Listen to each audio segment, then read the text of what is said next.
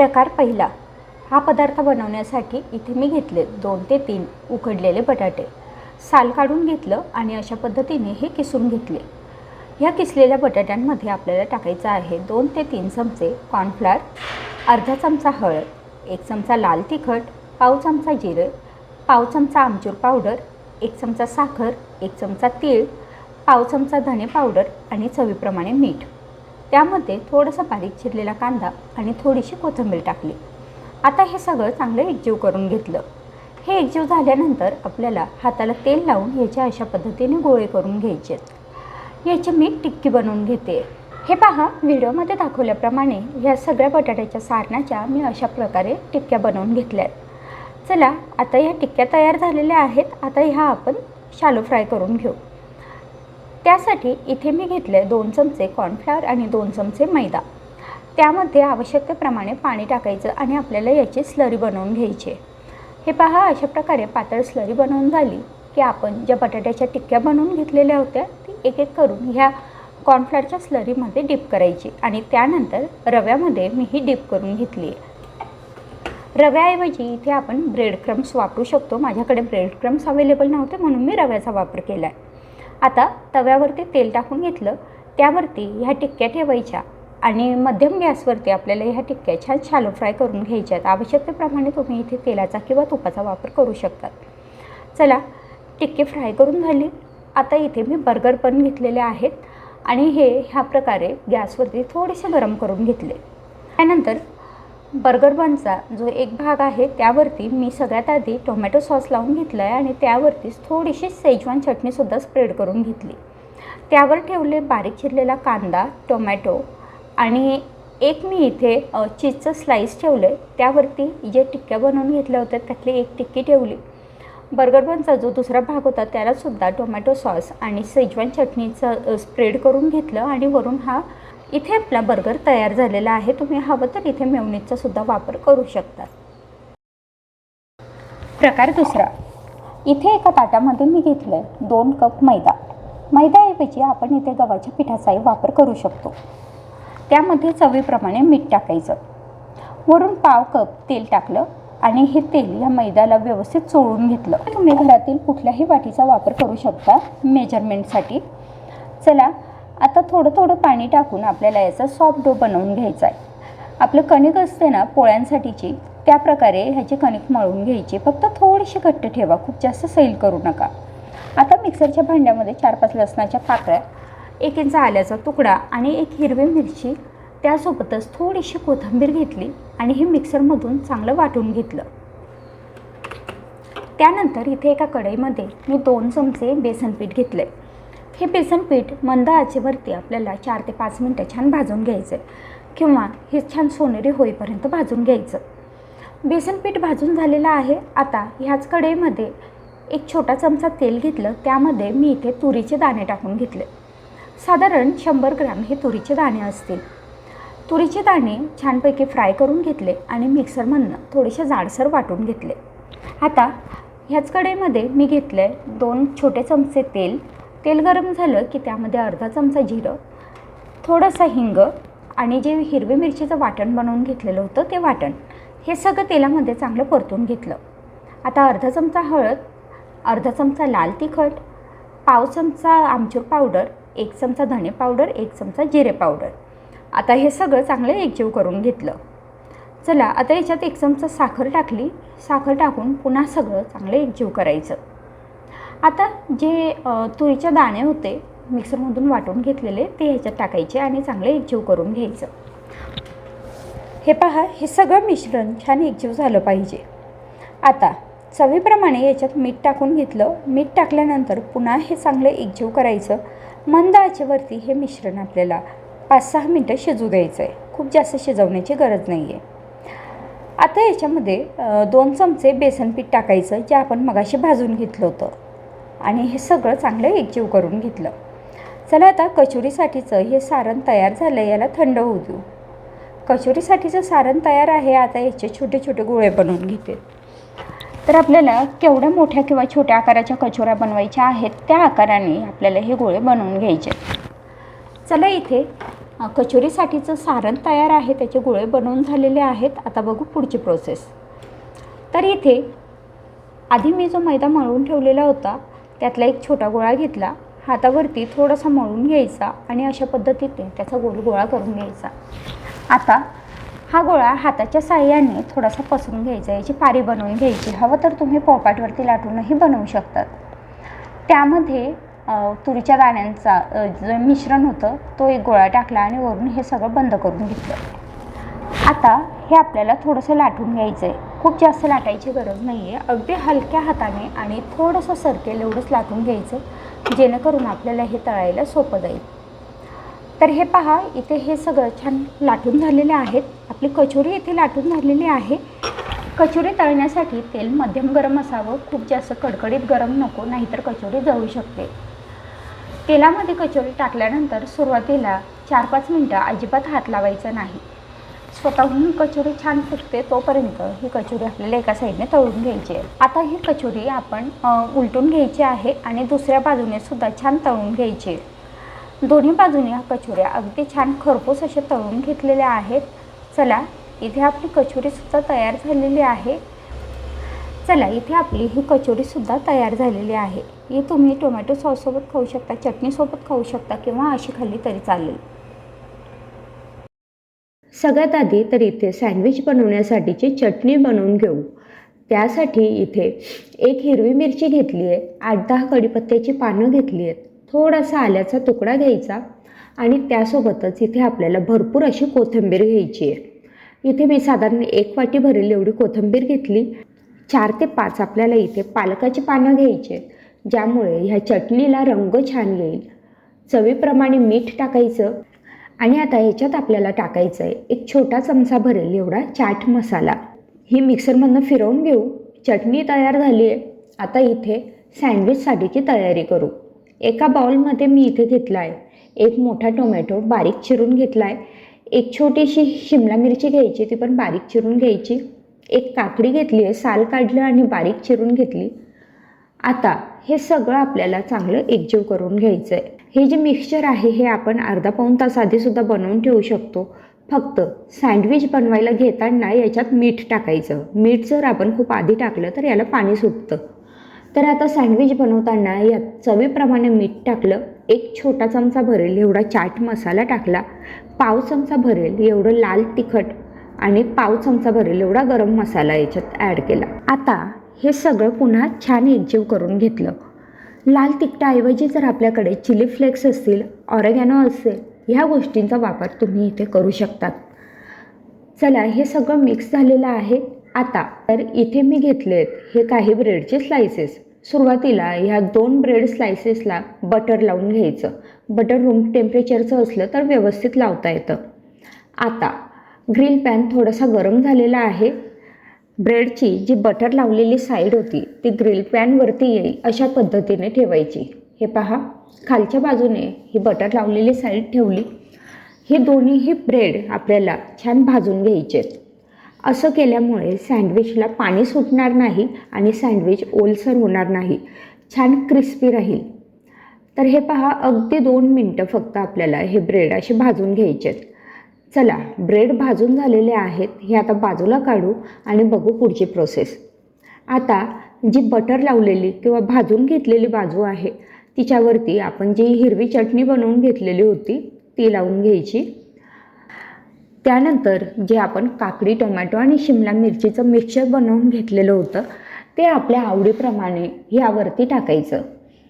आता दुसरी जी ब्रेडची स्लाईस होती त्याला बटर लावलेल्या बाजूलाच मी टोमॅटो सॉस लावून घेते. टोमॅटो सॉससोबतच आपल्याकडे जर पिझ्झा सॉस असेल तर तो आपण इथे वापरू शकतो किंवा मग ग्रिल सॉस असतो तो आपण इथे वापरू शकतो. तर हे पहा, टोमॅटो सॉस लावून झाला आहे. आता जे आपण काकडी टोमॅटोचं मिक्सचर ठेवलं होतं त्यावरती मी इथे चीजचं स्लाईस ठेवलं आहे. चीज पूर्णपणे ऑप्शनल आहे, आपल्या आवडीप्रमाणे आपण वापरू शकतो. त्यावरती टोमॅटो सॉस लावलेली स्लाईस ठेवायची आणि आता हिला आपण बटर लावून घेऊ. हे पहा, अशा पद्धतीने बटर लावून झालं आहे. आता आपण हे जे सँडविच आहे हे छान ग्रिल करून घेऊ. सँडविच ग्रिल करण्यासाठी बटर लावलेली जी बाजू होती ती तव्यावर ठेवली. आणि हे पहा, असं मध्यम गॅसवरती आपल्याला हे सँडविच आता ग्रिल करून घ्यायचं आहे, भाजून घ्यायचं आहे.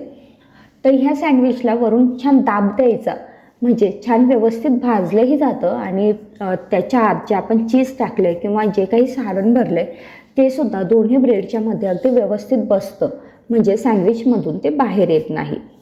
आता ही जी वरची बाजू आहे हिला आपण आधी बटर लावलेलं नव्हतं, तिला आता बटर लावून घेऊ. 2 मिनटं हे सँडविच छान एका बाजूने भाजून झालं आहे.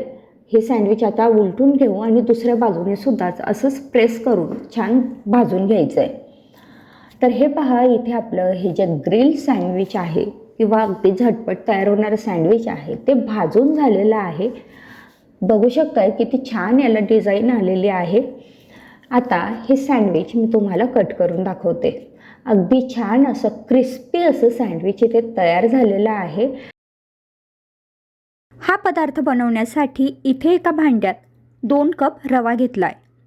इथे मी बारीक रव्याचा उपयोग केला आहे. जर तुमच्याकडे जाड रवा असेल तर तुम्ही मिक्सरमधनं थोडासा फिरून घ्या. आता या रव्यामध्ये आपल्याला अर्धा कप दही टाकून घ्यायचं आहे. आता माझ्याकडे हे जे दही आहे हे थोडंसं आंबट आहे म्हणून मी अर्धा कप वापरलं आहे, पण तुम्ही इथे जर फ्रेश दही वापरत असाल तर 1 कप वापरलं तरी चालेल. आता दही टाकल्यानंतर हे दही चांगलं एकजीव करून घ्यायचं. दह्याऐवजी तुम्ही इथे ताकाचा सुद्धा वापर करू शकतात. तर इथे मी हे दही ह्या रव्यामध्ये चांगलं एकजीव करून घेतलं. त्यानंतर याच्यात पाणी टाकून घ्यायचं आहे आणि आपल्याला याचं सॉफ्ट असं बॅटर बनवून घ्यायचं आहे. तर मी इथे सुरुवातीला 1 कप पाणी टाकून घेतलं. पाणी टाकल्यानंतर हे चांगलं एकजीव करायचं. रवा बरंचसं पाणी शोषून घेतो, त्यामुळे थोडं थोडं करत पाणी टाकायचं आणि आपल्याला लागेल त्या पद्धतीने याचं थोडंसं हलकंसं पातळ असं मिश्रण बनवून घ्यायचं. तर मी सुरुवातीला 1 कप पाणी टाकलं होतं, आता अर्धा कप पाणी टाकून घेतलं आहे आणि हे पहा, इथे आपलं हे छान असं मिश्रण तयार झालं आहे. आता हे आपल्याला 10 मिनटं असं झाकून ठेवायचं आहे, म्हणजे रवा छान फुलून येईल. आता मिश्रण झाकून ठेवलं आहे तोपर्यंत आपण चटणी बनवून घेऊ. तर ही चटणी बनवण्यासाठी इथे मी मिक्सरच्या भांड्यात घेतले आहेत सुक्या खोबऱ्याचे काप. साधारण पाव वाटी एवढे हे सुक्या खोबऱ्याचे काप होते. त्यात 2 चमचे शेंगदाणे टाकले आणि हे मी 10 मिनटं आधीच भिजत ठेवले होते. तुमच्याकडे जर ओलं नारळ असेल तर ते इथे वापरलं तरी चालेल, मग त्यासाठी तुम्हाला हे खोबरं भिजत ठेवण्याची गरज नाही आहे. आता याच्यातच मी 2 चमचे जे आपले फुटाणा डाळ असते किंवा ज्याला डाळ्या म्हणतो ते टाकून घेतले. त्यासोबत थोडीशी चिंच आणि 3-4 हिरव्या मिरच्या. 1 चमचा इथे मी साखर टाकून घेतली आहे. चिंच आणि साखर टाकल्यामुळे छान आंबट गोड अशी चटपटीत चव या चटणीला येते. चवीपुरता मीठ टाकायचं आणि हे मिक्सरमधनं चांगलं फिरून घ्यायचं.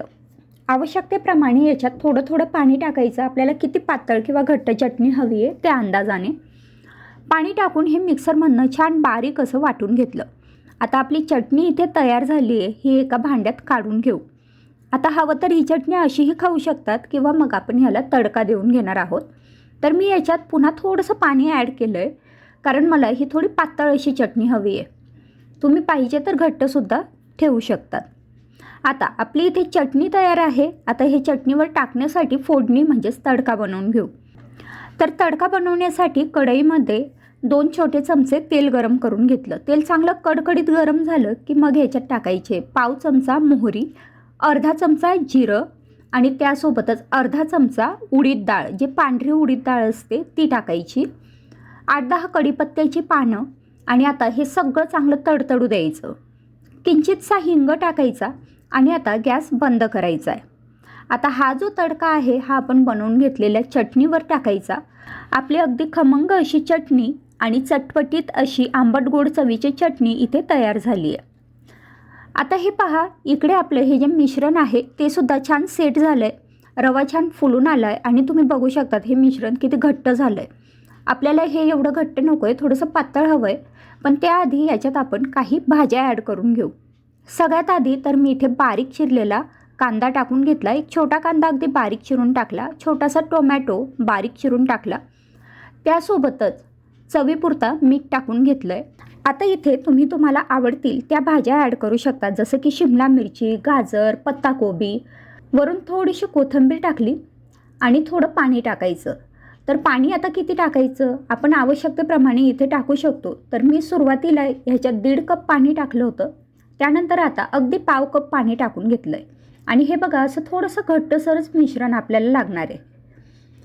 आता याच्यात मी पाव चमचा आपला जो खाण्याचा सोडा असतो तो टाकून घेतला.